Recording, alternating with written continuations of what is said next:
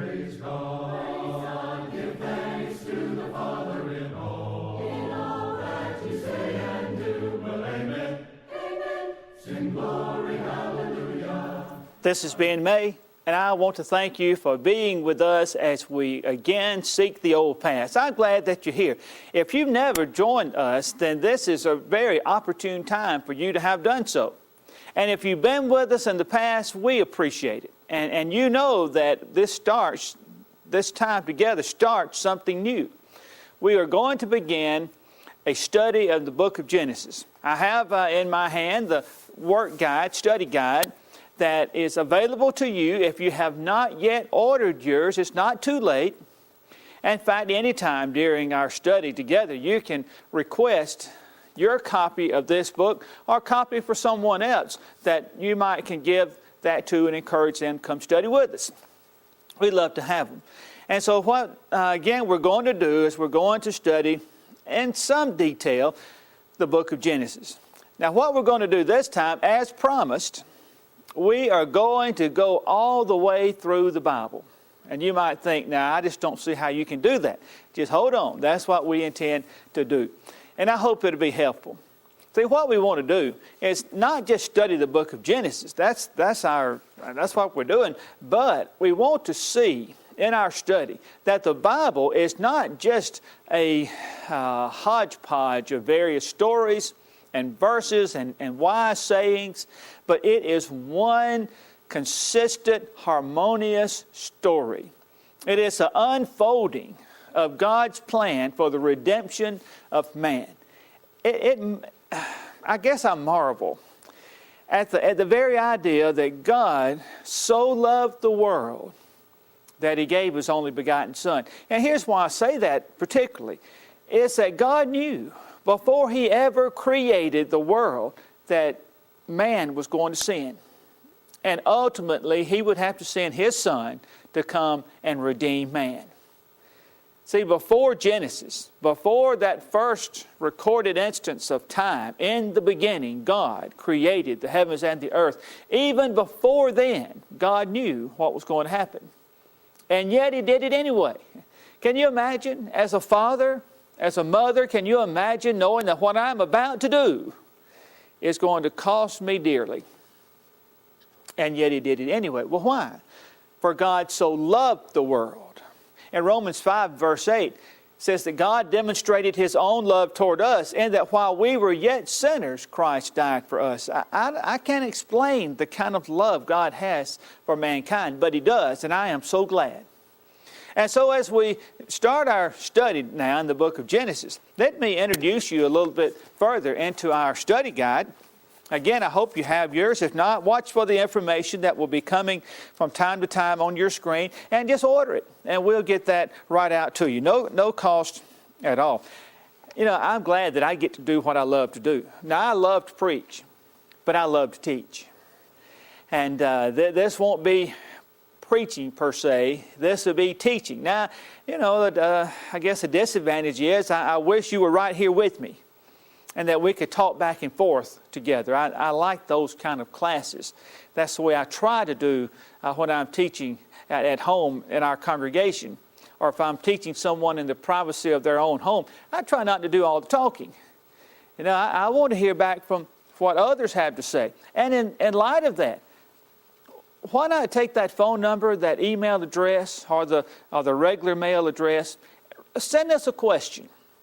As we go, we may develop some questions. If you are taking part and you've ordered your book, perhaps we may develop some questions and try to get some feedback from our study. That'd just be great. I would appreciate it. If you have any questions, any comments, any constructive criticism, whatever it might be, something I didn't cover well enough, or maybe I kind of skipped over that you wanted to hear more about, just let me know.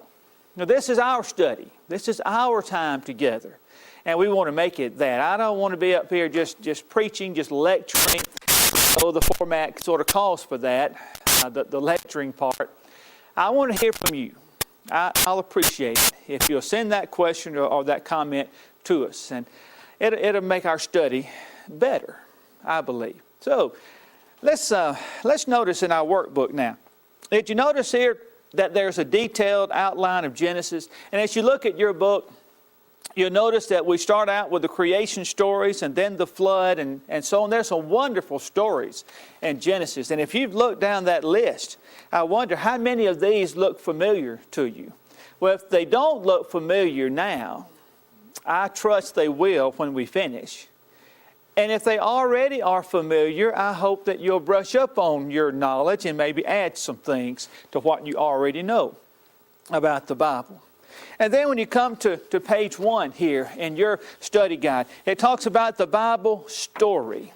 And that's very important. And that's what I want us to talk about now for a few minutes. You'll notice in your work guide that the next few pages, there's some major headings up there. Now, we won't look at detail at these. I hope that you will as you study in your own home.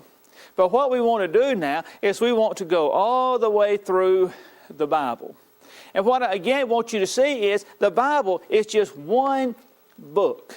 Oh, it's 66 books, I understand. But there's one story, one continuous theme all the way through. And we'll try to point that out as we come to key passages and places in the Scripture. Now let's go through the Bible. Have you ever done this? Ever gone all the way through it? Well, we're starting in the beginning, aren't we?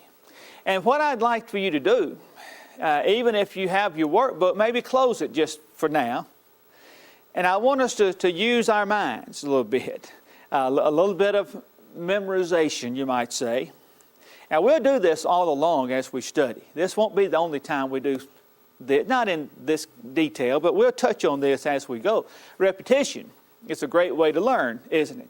And so, what we're going to see is the Bible can be very conveniently and also very instructively broken down into some 17 different categories. And so there are about 17 different categories. And it starts out the creation. Now, about the first 4 of these are going to be in Genesis. And so when you study the Bible, Genesis, what's Genesis about? Well, in the beginning, God created the heavens and the earth. So the very first category would be the creation. Well, then you come to about chapter 6 in Genesis, and you start hearing about how wicked man had become, and God decides to destroy man with the great flood. And so we have the creation, and then we have the flood. Well, after the flood, as Noah and his sons and their wives are sent out to repopulate the earth, we find that the people did not scatter through the earth as God had instructed, and they're building a tower, the Tower of Babel. And they have in mind that this tower can just reach into the heavens, and it's like a landmark. Unless they be scattered, they can always see this great structure that they built, and so they say, okay, we'll stay right here together. But that's not what God planned. So God comes and He confuses the language. And when He confuses the language, it's apparently there were different groups of people. They could understand each other, and others couldn't. So the ones who could understand each other, they get together and they go their separate ways. Now, I don't know how God decided who would understand what. That's God's business, but He did. And He forced the people to leave that Tower of Babel and to go out and repopulate the earth. So the scattering of the people. So what do we have so far? We have the creation, the flood, the scattering of the people. Well, after that, we find then, still in Genesis, that God is going to deal with the heads of families, the most notable being Abraham. Abraham was often regarded as the first patriarch. Now, you can make an argument, I think, that there were others. What about Adam? Was he not the patriarch of his family? But as far as the Bible story goes, as you see how the recordings that we have, Abraham is given the most attention, and rightly so, as we'll see. So the patriarchs then. And this again is when God is dealing with the heads of the families. Patriarch, that's father rule. And so we have the creation, then the flood, the scattering of the people, and the patriarchs. Now as you study through Genesis, as we'll be doing, you find that Abraham was the first major patriarch. He had a son named Isaac. Isaac had a son named Jacob. And Jacob had 12 sons. Quite a family, wasn't it?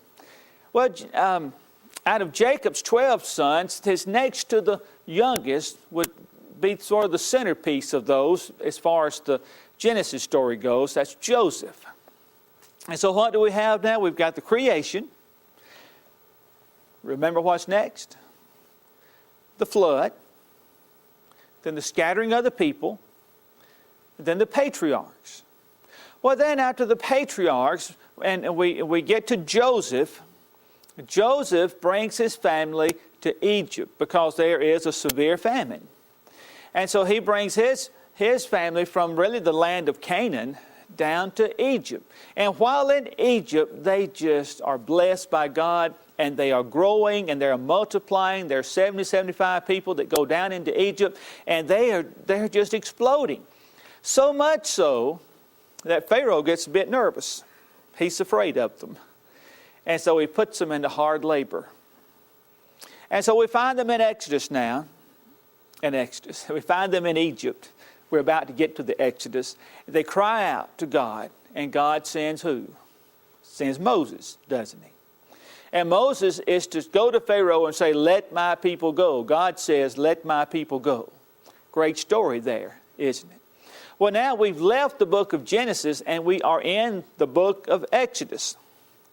And so what have we seen so far? In Genesis, there's the creation, then the flood, then the scattering of the people, and then the patriarchs. The patriarchs takes us down to Joseph, who takes his family to Egypt to save their lives.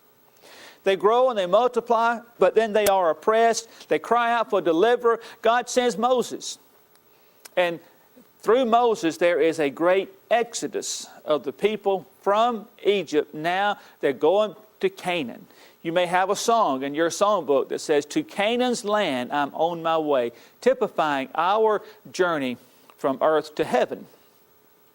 And so we have the exodus from Egypt. Well, things just don't go as they ought. We find as the people go, they're very stubborn people. They're very stiff-necked. They are rebellious. And then there are problems along the way. But they finally come to a place called Kadesh Barnea. And Moses sends out some spies into the land of Canaan. The idea with the spies is just sort of a strategic thing. You know, where are the strongholds? How many are there? What are their defenses? Just that kind of thing. A reasonable thing to do. He sends 12, one from each tribe. Well, they come back and they bring a terrible report. Oh, it's a wonderful land, they say. It truly is a land flowing with milk and honey. There's just one problem, they think. We can't take it. Why, there are giants there, the children of Anak. Very tall, very big people. Remember the story of David and Goliath? Goliath was one of those, just a giant of a man. So those people were there.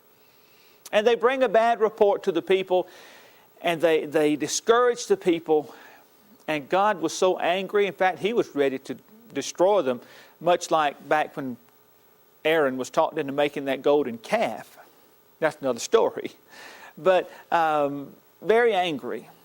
Because of their disbelief, God says, you are not going right into the land of Canaan.